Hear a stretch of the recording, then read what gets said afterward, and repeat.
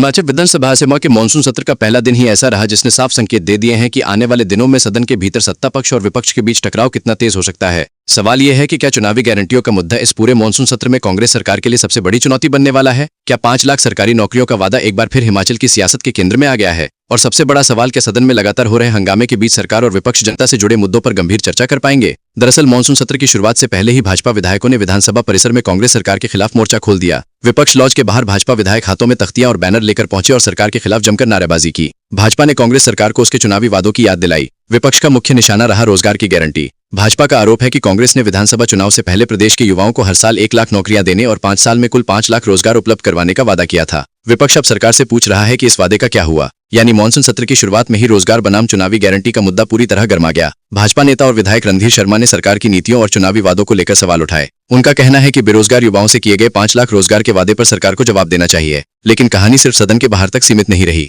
जैसे ही विधानसभा की कार्यवाही शुरू हुई, सदन के भीतर भी विपक्ष ने हंगामा किया। वंदे मातरम को लेकर विपक्ष की ओर से आपत्ति जताई गई, जिसके बाद माहौल और ज्यादा गर्मा गया। नारेबाजी और हंगामे के बीच विधानसभा अध्यक्ष को सदन की कार्यवाही अगले दिन तक स्थगित करनी पड़ी। अब यहाँ सवाल उठता है, क्या मानसून सत्र के बाकी दिन भी इसी तरह हंगामे की भेंट चढ़ेंगे, या फिर सत्ता पक्ष और विपक्ष आम जनता से जुड़े मुद्दों पर चर्चा के लिए रास्ता निकालेंगे? क्योंकि सरकार की तरफ से भी सत्र को लेकर पूरी तैयारी का दावा किया गया है। सत्र शुरू होने से पहले मुख्यमंत्री सुखविंदर सिंह सुक्खू ने मंत्रियों और विभागों को निर्देश दिए कि विपक्ष की ओर से पूछे जाने वाले सवालों के जवाब आंकड़ों और तथ्यों के आधार पर दिए जाएं। मुख्यमंत्री ने कहा कि प्रश्नकाल और शून्यकाल में उठने वाले सवालों का सरकार की तरफ से तथ्यात्मक जवाब दिया जाएगा। मुख्यमंत्री सुक्खू ने यह भी कहा कि करीब 20 साल बाद पहली बार 10 दिन का विधानसभा सत्र आयोजित किया जा रहा है। उन्होंने विपक्ष और नेता प्रतिपक्ष से सदन में मुद्दे उठाने की अपील की। मुख्यमंत्री का कहना है कि विरोध और वॉकआउट अपनी जगह है, लेकिन सरकार को भी सदन में अपनी बात रखने का अवसर मिलना चाहिए। हालांकि मुख्यमंत्री ने यह आशंका भी जताई कि चुनावी माहौल को देखते हुए विपक्ष सोशल मीडिया में बने रहने के लिए सदन में हंगामा कर सकता है। यानी एक तरफ सरकार कह रही है कि वो विपक्ष के हर सवाल का जवाब आंकड़ों और तथ्यों के साथ देने के लिए तैयार है, तो दूसरी तरफ भाजपा लगातार सरकार को चुनावी गारंटियों के मुद्दे पर घेरने की तैयारी में है।